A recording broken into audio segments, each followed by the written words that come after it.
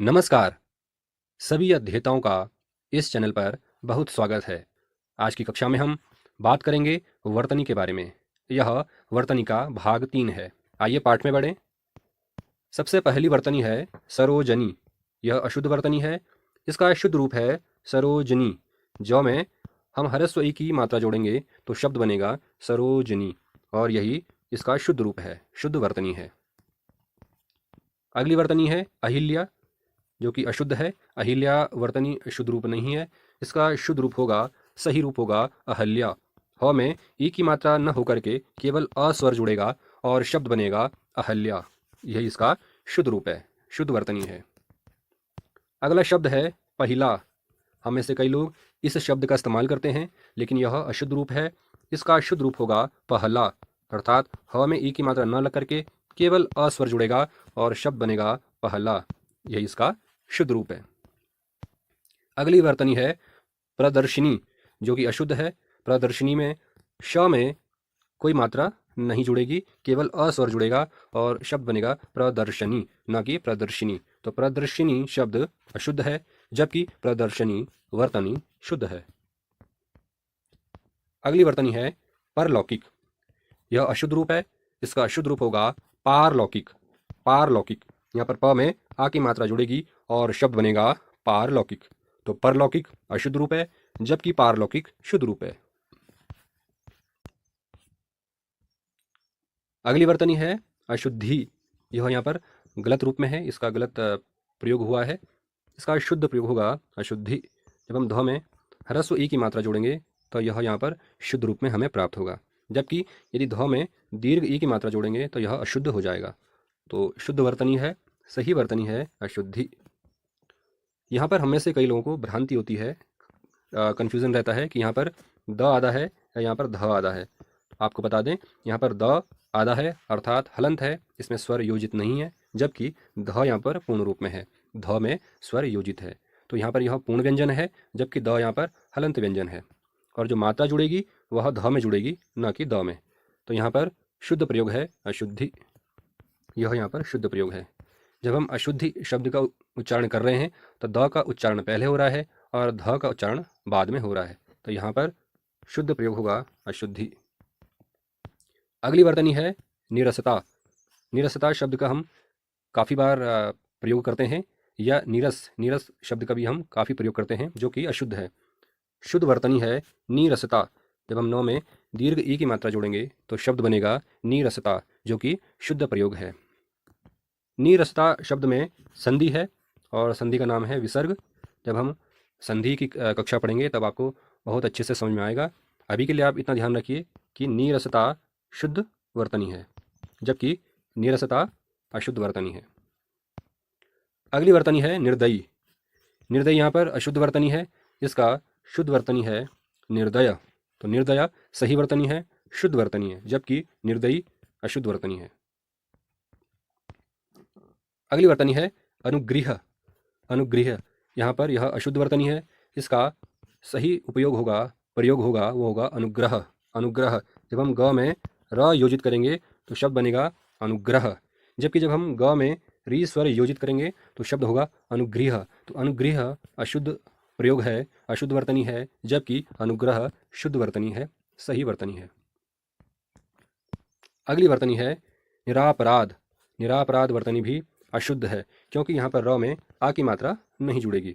तो शुद्ध वर्तनी है निरपराध। निरपराध, निरपराध शब्द में निर उपसर्ग है और अपराध शब्द इसमें जुड़ा हुआ है। यहाँ पर निर का जो र है वो हलंत है, इसमें ये अपराध का अ जुड़ेगा और शब्द बन जाएगा निरपराध, और यही इसकी सही वर्तनी है। अगली वर्तनी है पूजनीय। पूजनीय, यह यहाँ पर अशुद्ध वर्तनी है। इसकी शुद्ध वर्तनी होगी, सही वर्तनी होगी पूजनीय। पूजनीय, पूजनीय शब्द में पूजा शब्द है और इसमें अनीय प्रत्यय जुड़ा हुआ है, अनीय, तो शब्द बनता है पूजनीय, और यही इसकी सही वर्तनी है। अगला शब्द है अनाधिकृत। अनाधिकृत यह अशुद्ध वर्तनी है, सही वर्तनी नहीं है। इसका सही प्रयोग होगा अनधिकृत। सही वर्तनी है अनधिकृत, शुद्ध वर्तनी है अनधिकृत। अगली वर्तनी है नाराज। इस शब्द का प्रयोग हम में से कई लोग करते हैं, नाराज, लेकिन यह अशुद्ध वर्तनी है, सही वर्तनी नहीं है। इसकी सही वर्तनी होगी नाराज। तो नाराज शब्द अपने शुद्ध रूप में है, जबकि नाराज अशुद्ध रूप में। अगली वर्तनी है साम्राज्य। साम्राज्य भी काफ़ी उच्चरित किया जाता है, लेकिन यह अशुद्ध रूप है, जबकि इसका शुद्ध रूप है साम्राज्य। स में आ की मात्रा योजित होगी तो बनेगा साम्राज्य। यही इसका शुद्ध रूप है। अगली वर्तनी है स्थायित्व। यह अशुद्ध प्रयोग है, क्योंकि यहाँ पर य में दीर्घ ई की मात्रा न जुड़ करके ह्रस्व ई की मात्रा जुड़ेगी और शब्द बन जाएगा स्थायित्व। स्थायित्व स्थायित्व नहीं बनेगा, स्थायित्व बनेगा। तो शुद्ध प्रयोग है, शुद्ध उच्चारण है स्थायित्व, ना कि स्थायित्व। तो यहाँ पर शुद्ध रूप होगा स्थायित्व। अगली वर्तनी है युधिष्ठिर, जो कि अशुद्ध वर्तनी है, अशुद्ध प्रयोग है। इसका शुद्ध प्रयोग होगा युधिष्ठिर। ठ में जब हम ह्रस्व ई की मात्रा जोड़ेंगे तो शब्द बनेगा युधिष्ठिर, और यही इसका शुद्ध प्रयोग है। युधिष्ठिर शब्द का अर्थ है युद्ध में स्थिर रहने वाला। युद्ध में स्थिर रहने वाला, उसे बोलते हैं युधिष्ठिर। तो यही इसका शुद्ध प्रयोग है। अगली वर्तनी है द्वारिका। द्वारिका शब्द का इस्तेमाल हम में से कई लोग करते हैं, लेकिन यह अशुद्ध है, यह सही वर्तनी नहीं है। इसका शुद्ध रूप होगा द्वारका। द्वारका यही इसका शुद्ध रूप है।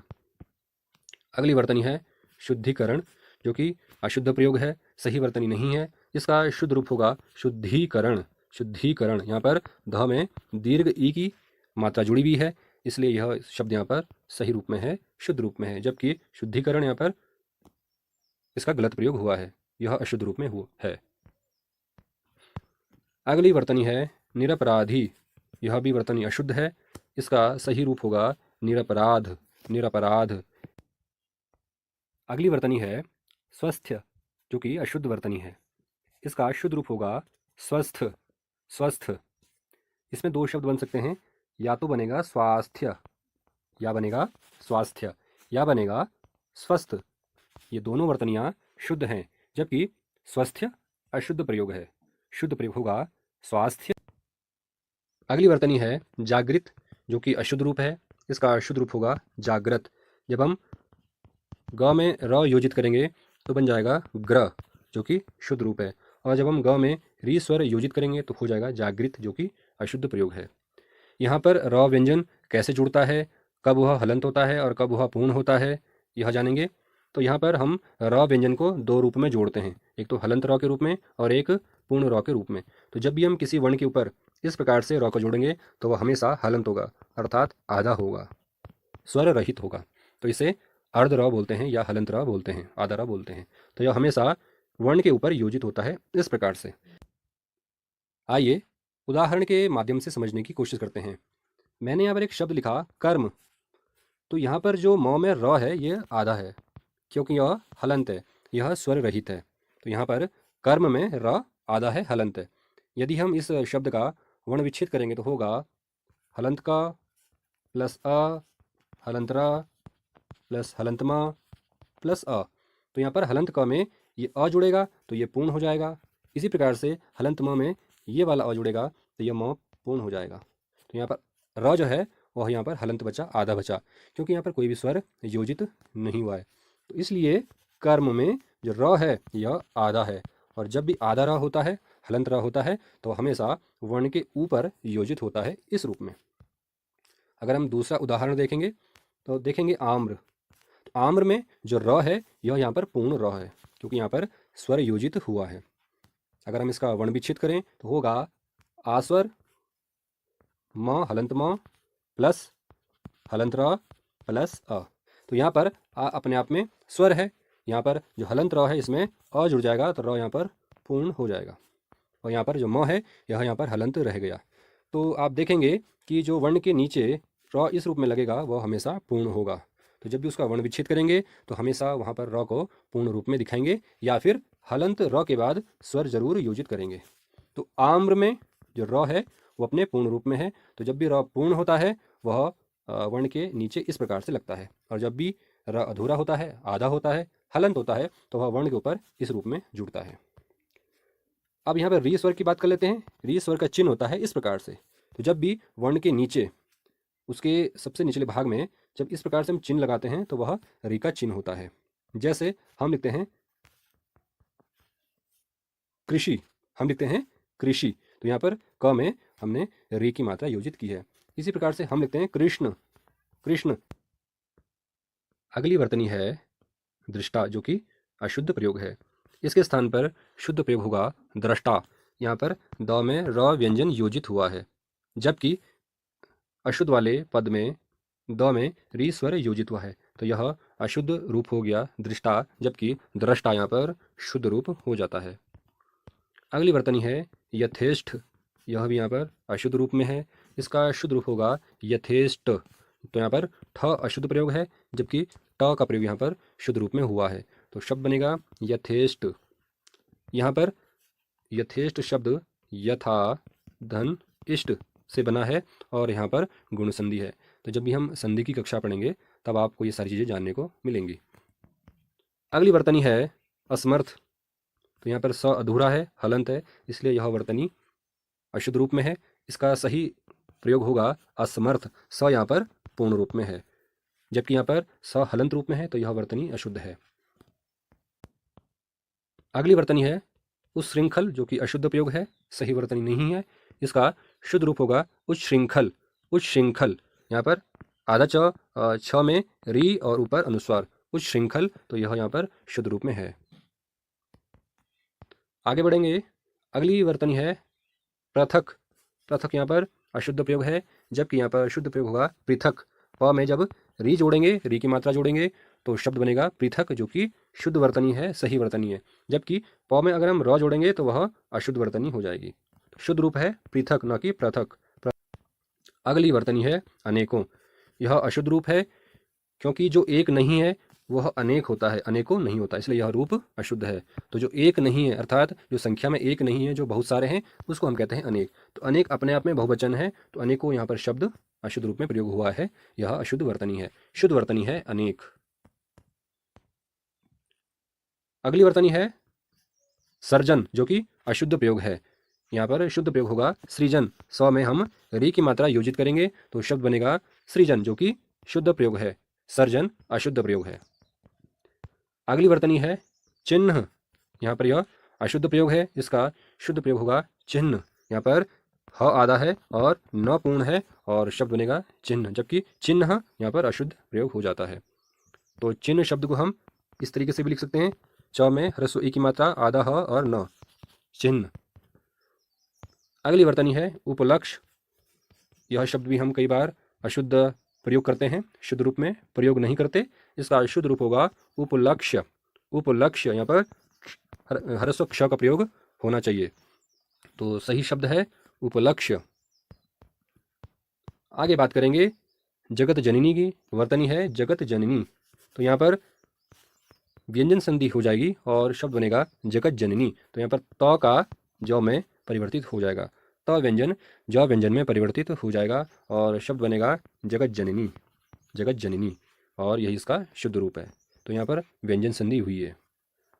अगला शब्द है उर्मिला। यहाँ पर र पूर्ण है, जो कि अशुद्ध प्रयोग है। र यहाँ पर हलंत है, आधा है, होगा उर्मिला, उर्मिला। उर्मिला नहीं होगा, शब्द होगा उर्मिला, और यही इसका उच्चारण है, यही इसका शुद्ध प्रयोग है, उर्मिला। अगली वर्तनी है छत्र छाया, जो कि अशुद्ध प्रयोग है, अशुद्ध वर्तनी है। इसका शुद्ध रूप होगा छत्र छाया। त्र के बाद अर्ध चौ लगेगा और छा से पहले वह योजित होगा, शब्द बनेगा छत्र छाया। तो यह यहाँ पर शुद्ध वर्तनी है, शुद्ध उच्चारण है, जबकि छत्र छाया अशुद्ध उच्चारण है।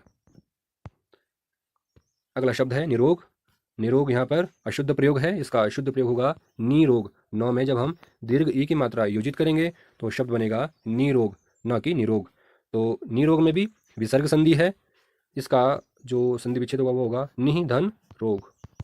तो यहाँ पर विसर्ग संधि का नियम है कि यदि विसर्ग के बाद र वर्ण हो तो मात्रा दीर्घ हो जाती है और विसर्ग हट जाता है। तो यहाँ पर जो शब्द बनेगा वो बनेगा निरोग। ये जितने भी संधि के नियम हैं ये हम संधि की कक्षा में पढ़ेंगे और वहाँ पर आपको ये बहुत अच्छे से समझ में आएगा।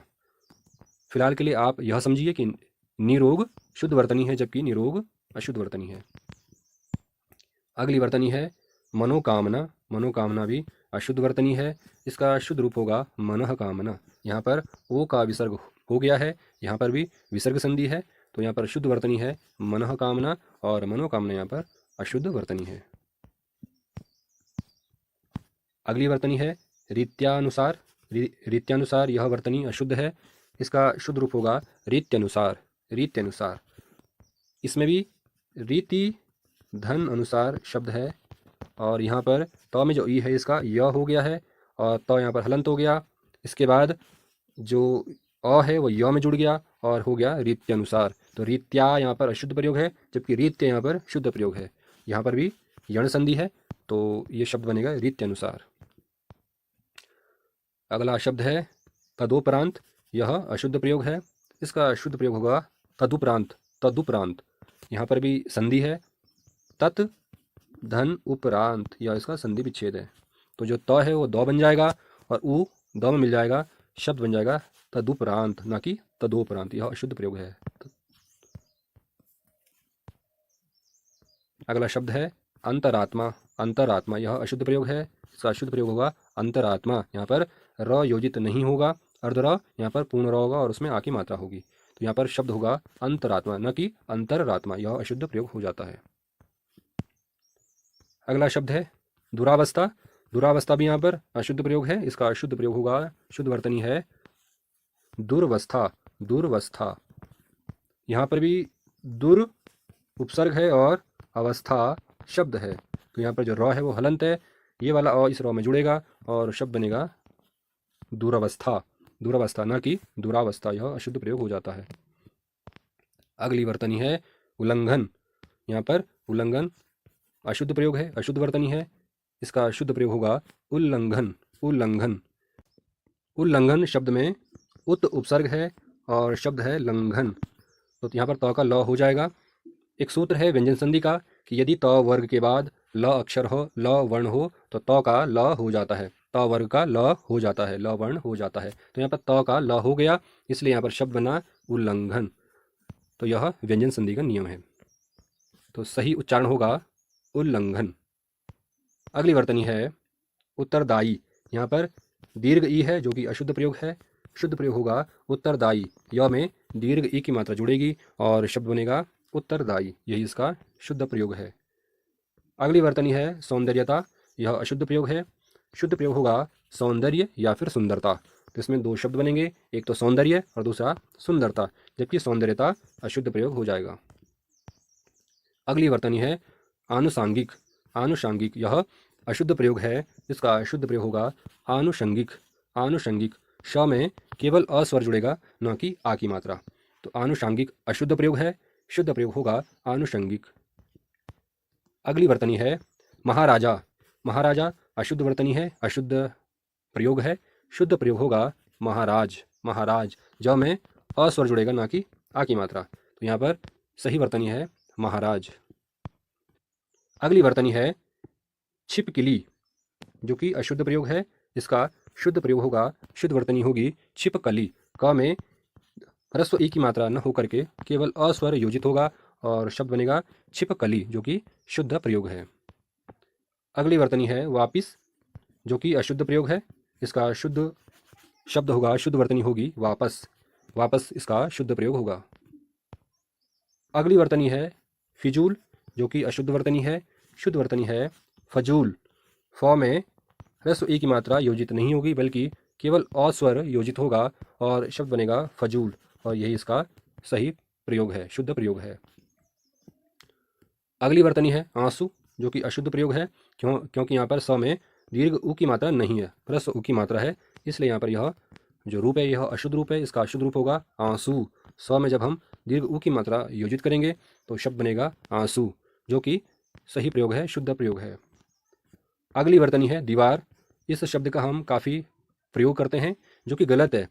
दीवार नहीं होता, दीवार होता है। दो में दीर्घ ई की मात्रा जब हम जोड़ेंगे तो शब्द बनेगा दीवार, जो कि शुद्ध प्रयोग है, दीवार अशुद्ध प्रयोग है। तो इस प्रकार हमारी आज की कक्षा पूर्ण हुई। मुझे उम्मीद है कि जितनी भी अशुद्ध वर्तनियों का हम प्रयोग करते हैं, इस कक्षा के बाद हम उन्हें शुद्ध रूप में बोलें और शुद्ध रूप में लिखें। इन सारी वर्तनियों में से कई बार कई वर्तनियाँ पूछी भी गई हैं, तो इनका आपने शुद्ध रूप जाना होगा। मुझे उम्मीद है कि अब से आप इन सभी वर्तनियों का शुद्ध रूप प्रयोग करेंगे। धन्यवाद।